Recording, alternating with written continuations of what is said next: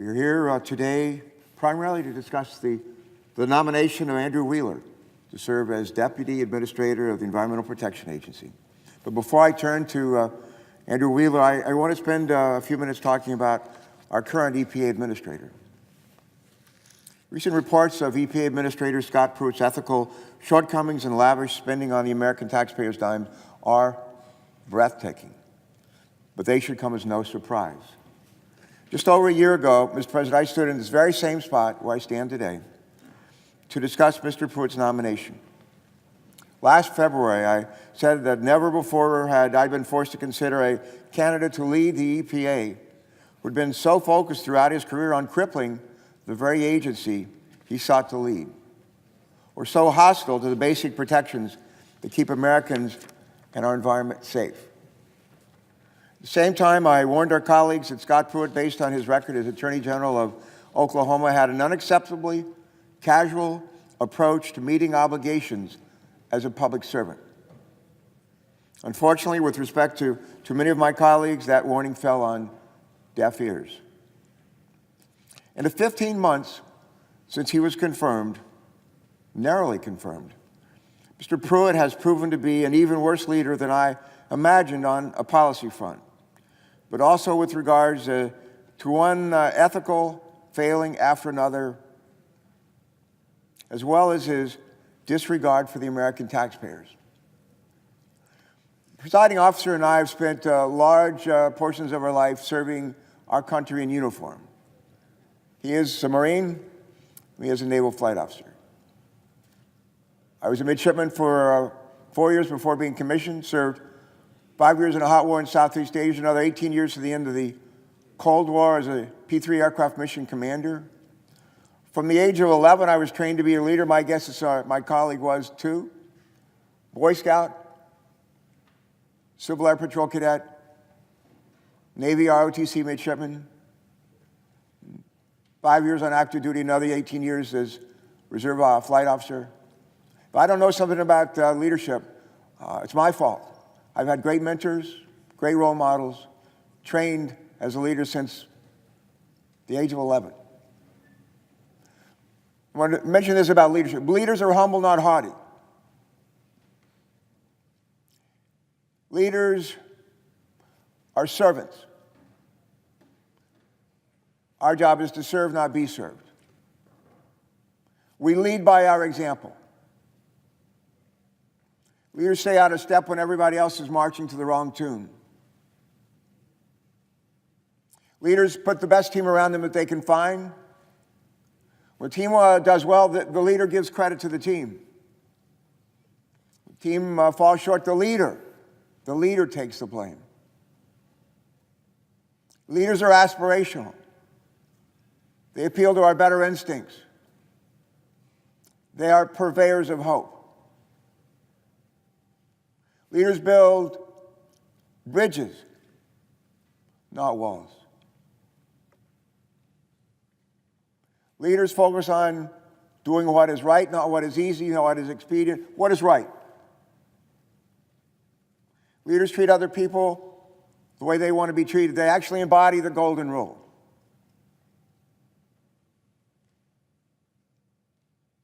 Leaders focus on excellence in everything they do. If it isn't perfect, they say, let's make it better.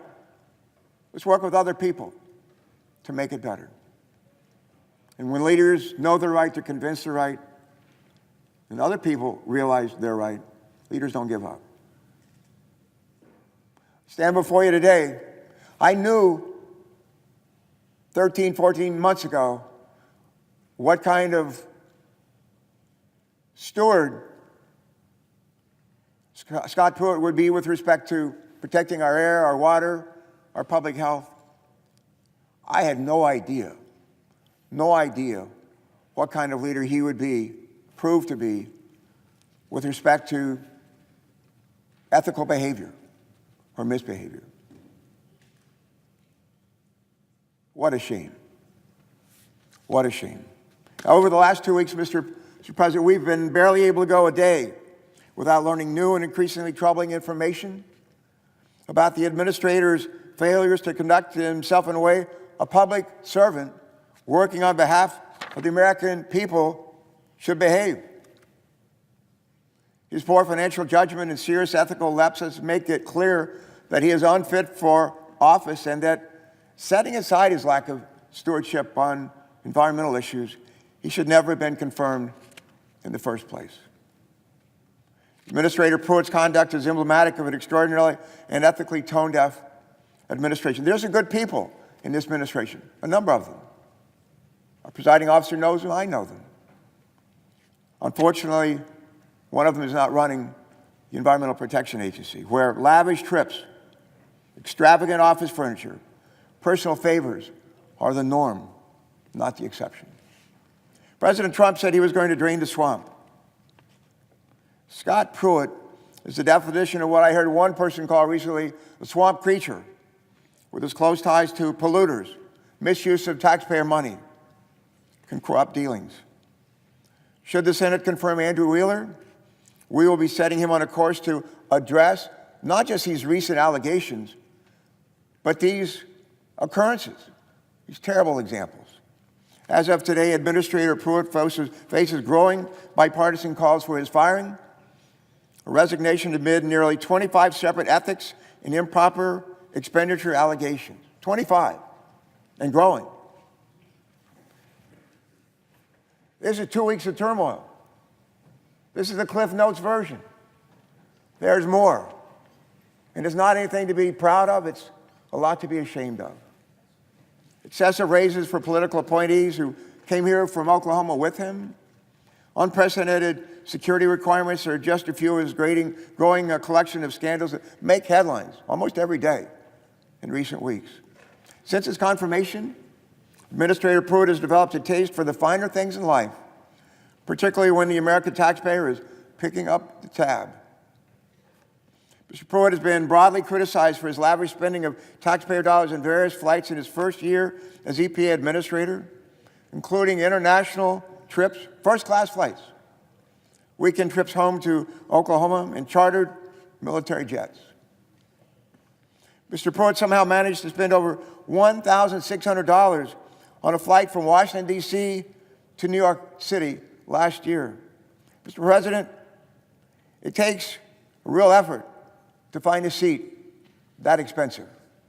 My offer to Mr. Pruitt still stands for the administrator to join me on Amtrak and save a ton of money. Administrator Pruitt took a $40,000 trip to Morocco in December 2017 to promote liquefied natural gas, and that is not within his agency's jurisdiction. On his way to Morocco, Administrator Pruitt missed 2 flights while staying in Paris for 2 days.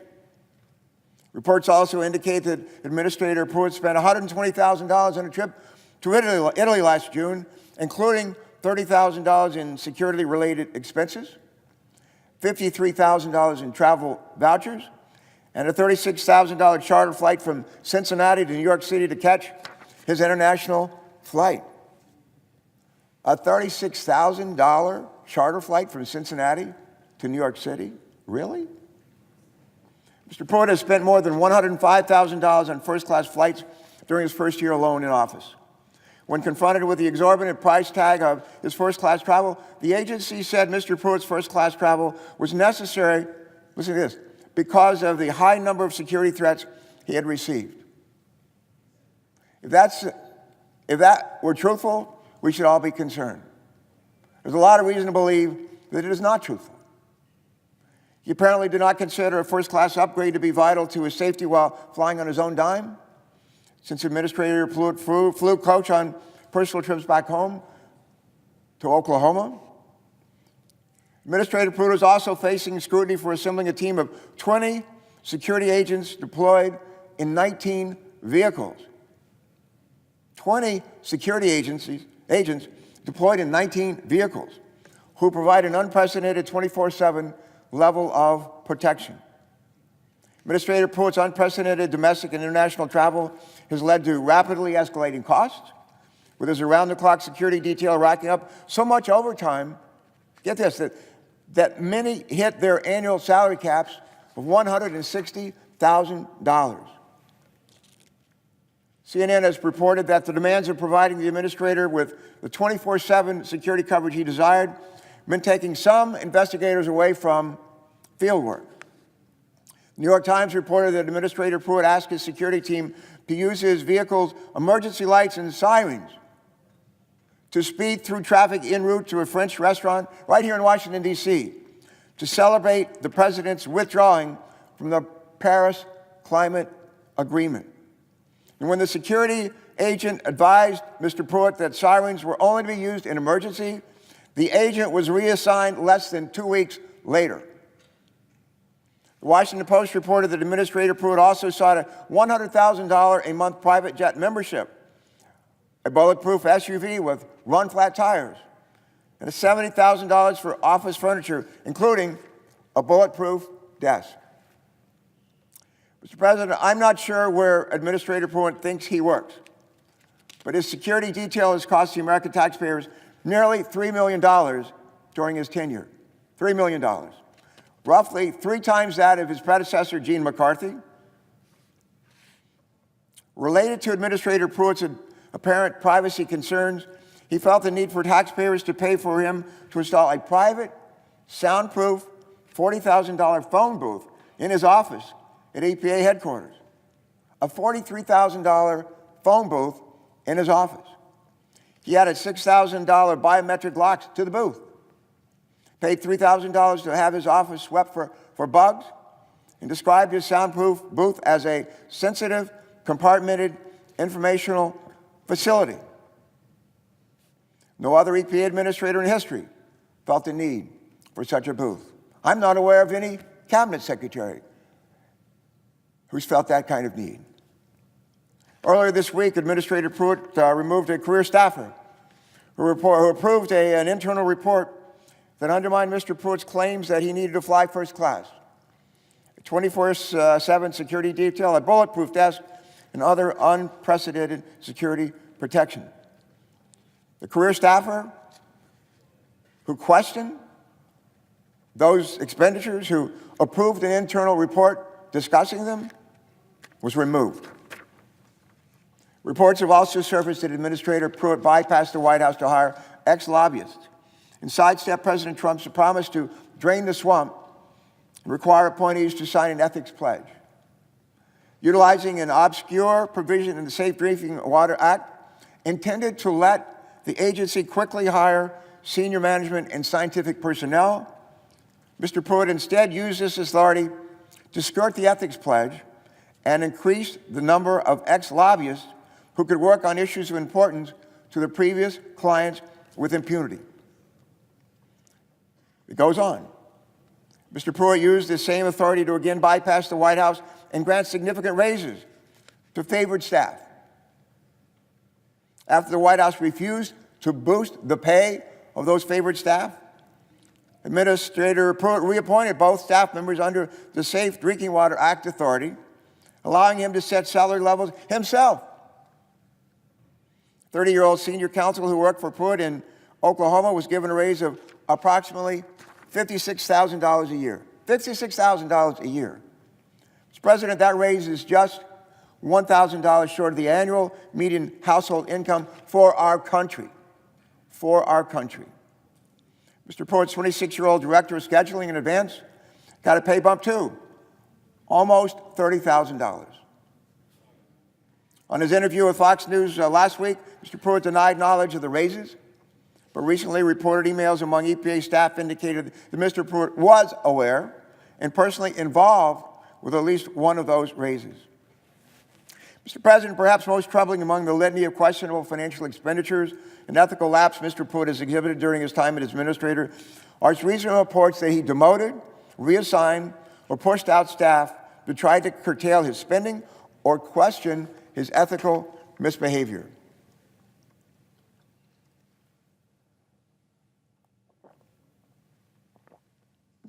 The New York Times reported 2 weeks ago that at least 5 officials, both career EPA employees and 1 political appointee, 4 of them high-ranking, were reassigned, demoted, or pushed out after they raised concerns about Mr. Pruitt's excessive spending and mismanagement. Just yesterday, we learned that Mr. Pruitt wanted to revamp EPA memorabilia to, of all things, more prominently highlight himself. That is not what leadership or public service are supposed to be. Mr. President, the list goes on. Almost every day a new scandal emerges, and Mr. Pruitt, his alleged actions and ethical shortcomings surpass what many of us thought even impossible. And yet he continues to serve the American people as the administrator of the Environmental Protection Agency. Unfortunately, this outcome was predictable. I'm going to hope to go to a baseball game in Delaware tonight, a home opener for the Wilmington Blue Rocks, or Kansas City Royal Farm Club. Somehow ends up in the Carolina League. I'm not sure, but some of those pitchers are going to throw a pitch tonight, and the pitch will be well telegraphed. That means the hitters can sort of guess what's coming their way. Well, this outcome was predictable. This pitch was well telegraphed. When the Senate confirms a candidate who has focused throughout his career, on crippling the very agency he seeks to lead, we should not expect a different result. And expecting anything more from Mr. Pruitt would be foolish. He spent 6 years as Attorney General of Oklahoma attacking the very agency that he now leads, suing the very agency he now leads. The only question is when President Trump or the members of this body will finally hold Scott Pruitt accountable for the damage he has done to the agency and the environment he has promised, pledged, sworn to protect. We should know whether Andrew Wheeler is up to the task of helping to right this badly damaged EPA ship, to restore the confidence, get them headed back on the right course. So once again, I will warn my colleagues that Scott Pruitt's behavior should give us pause before we consider another nomination.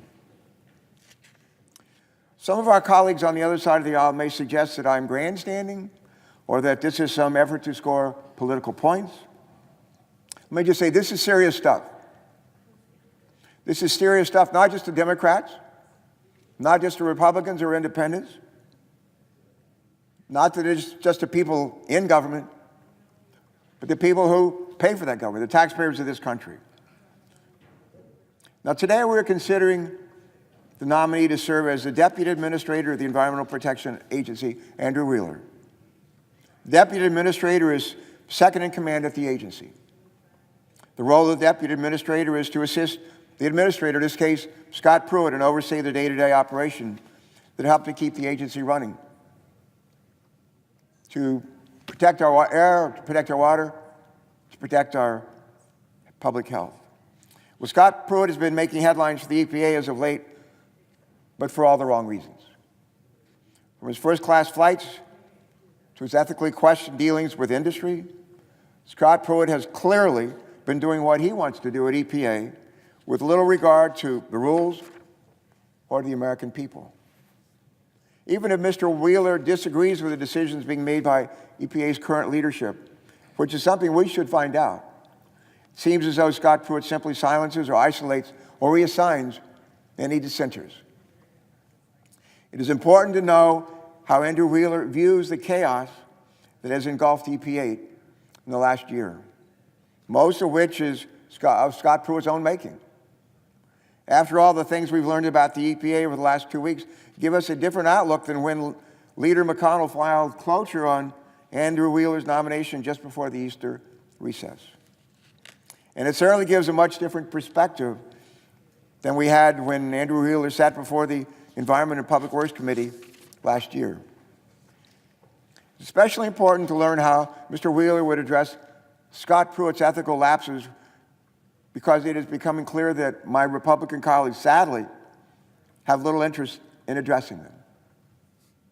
This week, our colleague, Senator Sheldon Whitehouse of Rhode Island, and I sent a letter to our chairman, our friend, Senator Barrasso, requesting a hearing on the troubling information that we received regarding Mr. Pruitt's expensive and unprecedented security detail. Chairman Barrasso apparently does not intend to hold a hearing. I hope he'll reconsider that decision. When our top government officials fail to follow the rules, we in Congress have a constitutional duty to hold them accountable and to get to the truth. What did Thomas Jefferson used to say? He used to say, if the people know the truth, they won't make a mistake. Hopefully, if we in this body know the truth, we won't either. The legislative branch of government is a co-equal branch of government. Our founding fathers, in their wisdom, designed a system where there would be checks and balances built in so that no one branch could get too far out of line. But that system only works if each branch is willing to assert its authority. I'm hardly the first person to recognize the need of the importance of congressional oversight. Many of our Senate colleagues have conducted effective oversight over the years. I have, our presiding officer has, many members of this body have. Well, here's a call for increased oversight from 2010. It reads, and I quote, "The legislative branch has its own responsibility to provide oversight over the executive branch agencies. Our mission should be to provide oversight for the current administration to ensure integrity and transparency over policy decisions being made that affect people's lives today. As issues arose in previous Congress, previous chairmen held hearings into those matters." Those are not my words. Those are the words of my friend, our friend, the chairman of the Environment and Public Works Committee. Let me just say, I approve this message.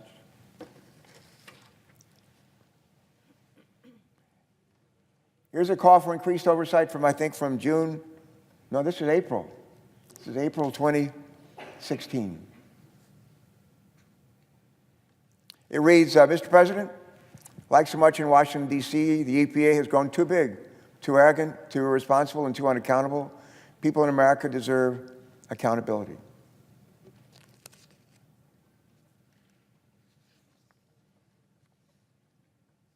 Again, I agree with John Barrasso.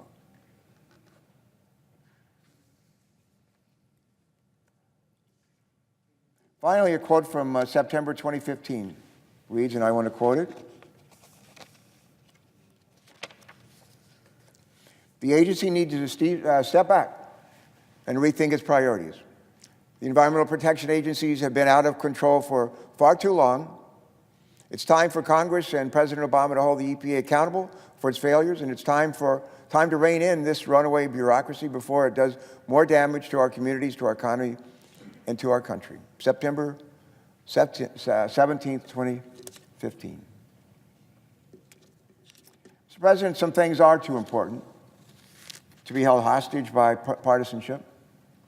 Oversight shouldn't only be important when a Democrat is in the White House. Oversight shouldn't be a critical component of Congress's work when Barack Obama and Gene McCarthy are in charge. Oversight of the executive branch is, in fact, our constitutional responsibility here in the Senate, and it should be a constant no matter which party is in power in the Senate, the House, or in the White House. Whether an official's actions are right or wrong does not depend on where they fall on the political spectrum. Even Trey Gowdy, I think a terrific congressman from South Carolina, the Republican chair of the House Oversight Committee, recognizes the need for oversight here. And our Republican colleagues in the Senate have an obligation to hold Mr. Pruitt to the same standards that they hold officials who served in past administrations. Because, Mr. President, if Lisa Jackson had been accused of even a fraction of the things it seems as though Mr. Pruitt has done, we would be holding hearings in the Dirksen building, in the EPW hearing room every week, and we should be. Andrew Wheeler worked as a Senate staffer. He worked for our friend George Voinovich, one of my dearest friends my whole life. He conducted a lot of oversight throughout his career. He later worked for Senator Jim Inhofe. And Andrew has worked for members like Senator Inhofe and George Voinovich, who I know take seriously their oversight roles. we should be able to hear from Andrew Wheeler what his plans are to rein in the abuses at EPA before he takes in this important job. Mr. President, I reserve the balance of my time.